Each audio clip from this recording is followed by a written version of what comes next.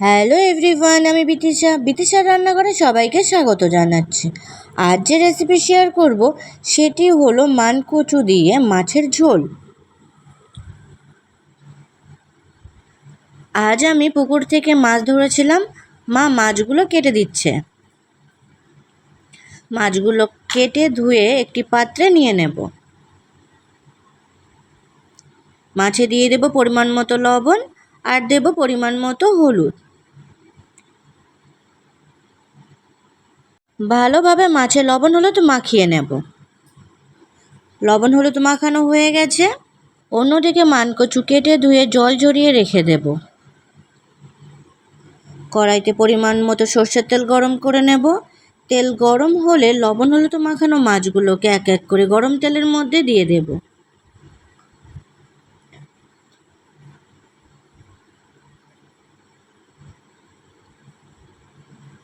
দুই পিঠ ভালোভাবে ভেজে নেব। দুই পিঠ ভালোভাবে ভাজা হয়ে গেছে। ভাজা মাছগুলোকে এক এক করে তুলে নেব।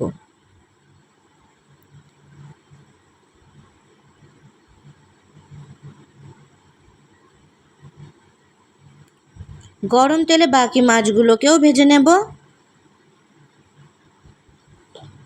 দুই পিঠ ভাজা হয়ে গেলে ভাজা মাছগুলোকে তুলে নেব।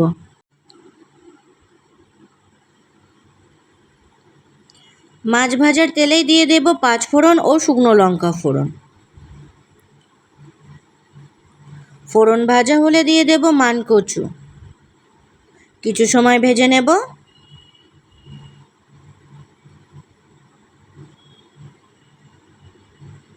দিয়ে দেব পরিমাণ মতো লবণ আর দেব পরিমাণ মতো হলুদ। 2-3 মিনিট ভাজার পরে দিয়ে দেব পেঁয়াজ কুচি ও কয়েকটা চেরা কাঁচা লঙ্কা।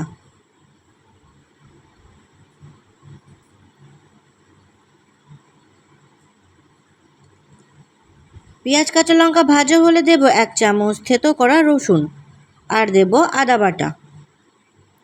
কিছু সময় কষে নেব। আদা রসুনের কাঁচা গন্ধ চলে গেলে দিয়ে দেব জিরে মরিচ বাটা আর কিছু সময় কষে নেব।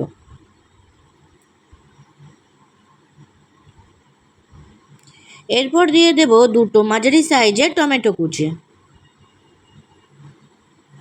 4-5 মিনিট কষে নেব।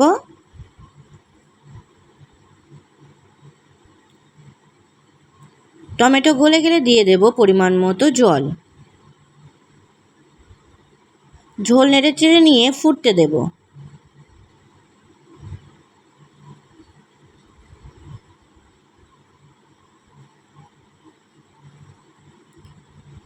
10-12 মিনিট ঝোল ভালোভাবে ফোটার পর দিয়ে দেব ভেজে রাখা মাছ।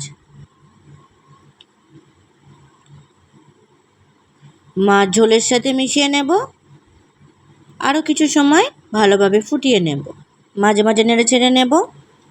দেখে নেব কচু সিদ্ধ হয়েছে কিনা। কচু সিদ্ধ হয়ে গেছে।